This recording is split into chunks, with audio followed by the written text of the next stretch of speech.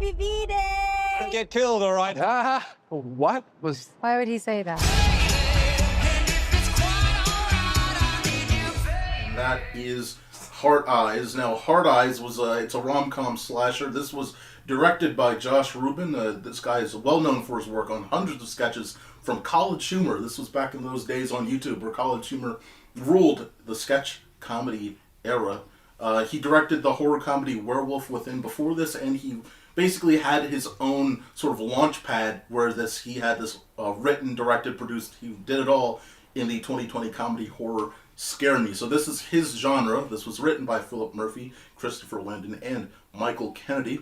It stars Olivia Holt as Allie, Mason Gooding as Jay, Gigi Zabondo, Devin Sava, Jordania Brewster, and Yosan Ann, along with a couple third people. Rated R, budget of $18 million, runtime of an hour, 30 minutes, and add 7 minutes on top of that. Sorry, hour 37 minutes. Hard Eyes. Mark, this movie.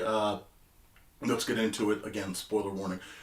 What did you? I like the design. First off, mask. Love the mask design. Not that we haven't seen the sort of skin mask before, but that's a great look. I often skip horror movies unless I get a good word of mouth because I don't really just care for dark writing. I don't really care for just people getting killed for the sake of being killed. And that's why I often stay away from the fucking Terrifier movies because I hear they're just there for people who are just into that sort of stuff. Yeah. It's just gore. It's just slow gore for the sake of slow gore, and it's I get people who enjoy that stuff are just are really happy with it. I'm someone who doesn't really care for it, and I don't need to see it unless it has substance to it. Also, Substance is a really good movie. Going off subject, but, go see Substance. There you go.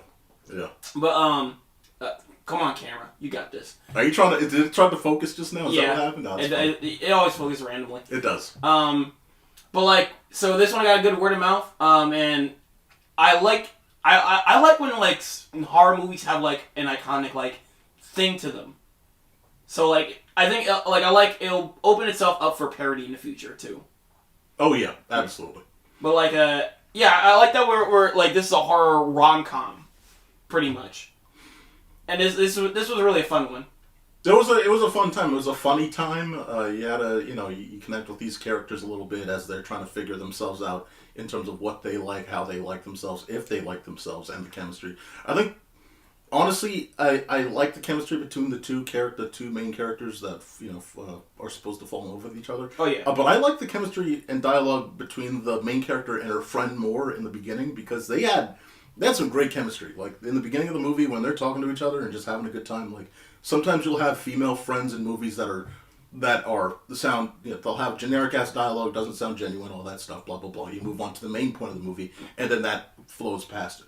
But her friend, I'm trying to find the actress here, Gigi Zabondo, she was very fun alongside the main character, Olivia Holt's character. They just had great chemistry there. So anytime they were on screen together, they would bounce off each other well. They had great jokes that landed. Had a good time. And then you get to the actual romance part, and it's all right, that's cool.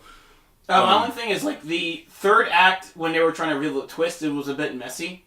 Oh, the third act I think is the worst because I thought you could have ended it. I didn't need I'm going to be honest. I didn't even need a reveal. I was happy with the end. I was hoping it was going to be some crazy guy, honestly. Yeah, I just wanted it to end because, I was fine with the idea of, all right, well, because also they did it. It's over because the movie feels like it's already ending. The reveal doesn't really mean anything. No, because these are two characters that are kind of irrelevant.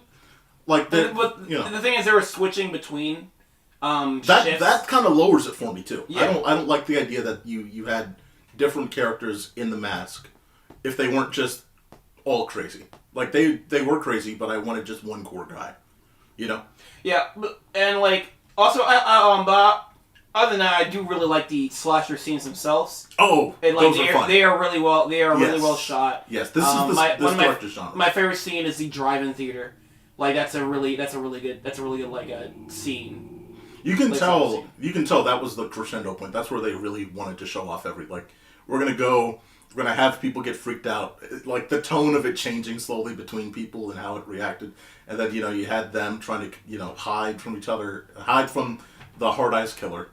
in, inside these two lovers' van, and they're making out and they're doing it, fucking stupidly hilarious.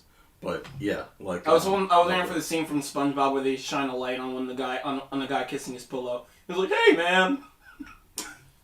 Do you remember what I'm talking? You remember the scene I'm talking about? You said which one? In SpongeBob, it was the fish kissing his pillow. Was that the one? It's not what it looks like. Yes. Yes. Yes. I took a couple of notes on this one here. I think again, I think that the core thing though is this movie. I think grades a little bit lower because again, their purpose was clear. You don't need to reveal the villain. Like the purpose is clear. Like clearly, like I don't like the idea that they were just getting horny off of the fear that people couples got from the death. I prefer the idea that, but this isn't my movie. But I prefer the idea that the Hard Eyes Killer was going after it because he hates couples. Just that in general. Yeah. There were a couple editing notes that I noticed where like they clearly kind of didn't know where to put scenes, especially in the beginning, because you have the detectives in the beginning.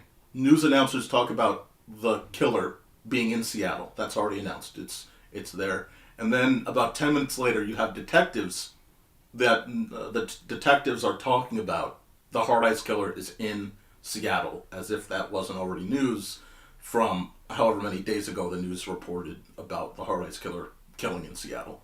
So it's like as if the pacing, as if like just, you have certain scenes, you want to get these characters in those scenes being shown. And obviously, one character was supposed to be probably saying something earlier, and it just got pushed a little bit. There was a moment at the end. Again, this is a rom-com. You're not really supposed to look at this that seriously. But I will say the one thing. There was the main male villain. He said the chemistry between the two was undeniable. And he said that there was a moment. The first kiss was the moment. But that was like the most unchemistry moment of the entire movie between those two. Like, I was like, what do you mean that's the moment that you thought they had chemistry? Like, they didn't have chemistry in that moment. That was chaos. What are you talking about? Like, maybe their chaos was supposed to be the chemistry, but I thought you would show the progression of them becoming more charismatic toward each other. And that would be how it proves that they were more, they had the chemistry together. But, whatever. They are crazy. They're crazy people, so whatever. Last thing for me, they did do the thing where, obviously, the Hard Eyes Killer is still alive. But it would have been great if you just killed off, because like they held for a while on they're in a convertible at the drive-in again, and I thought what was going to happen was you were going to kill that couple, and then it would just start over again in the new movie. Like it would just be like, all right, new couple. No, the Hard Eyes Killer's dead. The cliffhanger was a joke. It was a fake out. Oh, it was a fake out. Yeah, because remember, it turns out her friend was on the phone. Oh, fuck, that's right, her friend. Yeah. Yeah. My bad. It's done. Yeah, it's. Like, I like that. I like that, but it would have been fucking. I think it would have been if you're going for the slasher part. I would have loved if they're sitting there, they're happy with each other, they are satisfied, they're in a relationship, and then the Hard Eyes Killer does that, boom, and then it's like, all right, next time we see another Hard Eyes movie, he's going after a different couple. Like, that's where I would have that's just mean. That's just mean spirit. I like the ending of the guy. That's slasher. What are you talking about? Because you're slasher. sick. For someone who doesn't watch less horror movies than me, you fucking want the sick ending. I like that, because also it parodies other horror movies. It's like, oh no, the threat's still out there. Oh no, it's not. It's a joke. Like, yeah. A little too extreme on my end. I see. Yeah. I watch horror movies for good cinema. I don't watch it because I'm fucking sick. Maybe you should go watch. Okay, when Terrifier 4... We'll talk about the monkey later, alright? When Terrifier 4 comes out, you should no. You're the one, you're gonna be our reviewer for that one. I'm just saying, like, does that not sound like, because the Hard Eyes Killers, it seemed like that would have been the purpose. Is, alright, you get it done, someone else, somehow, some way, you want to make money off this franchise. You want to make a franchise out of this, right? So boom, you just kill him in the end. You start over, and then it keeps going. I mean, you can just make another killer. It's like just you don't have to cliffhang it. You can just assume like, hey, another killer's sitting on the Hard Eyes, and that's it. Good point. They're gonna make a sequel. I like the ending they had. It was nice. Yeah. We're good. Yeah. Well, what is your preference with horror movies? What is your preference with horror movies? I have no preference. I just go and watch. Okay. This is We'll your get remember. you to watch a horror movie. Remember, Mark. See, I'm trying to dip my toes further in because last year, remember, I had watched like 3 of these. Now I'm getting in early. You know what I mean? You said, well, I described you to substance. You was like, this is not for me. Yes. Is this closer to the substance? Is this what I? No. Exactly. That's what Substance I'm saying. is very body So horror. we're gonna talk the monkey later. The monkey is obviously closer to the substance than this is. Correct. No. In terms of goriness. No. Yes. No. No. So substance is even more so. Correct. Yes. Yes, so there's a limit to how far I'll go. But I'll go into this far, right? Like this, and then like the monkey. But there's the thing is, it's I don't care for goriness for sake of goriness. That's why I don't care to watch the Terrifier movies, if that's what it is. Okay. Well, I didn't know what the substance was going in either. But also, it's just good cinema. Because the body horror of it is, the body horror, adds... The Academy thought that Honora was good cinema. What are you talking about? Not substance. Yeah, well, for good makeup. It did win for good makeup. Good on it. Good on it. Fuck yeah. But go ahead. How many awards if won, bitch? It probably won a Razzie. But yeah, no, the body horror has a purpose. Okay. Okay. All right. Kick ass. Hard Eyes came out on the 7th. Probably out on digital now. 3, 2, 1.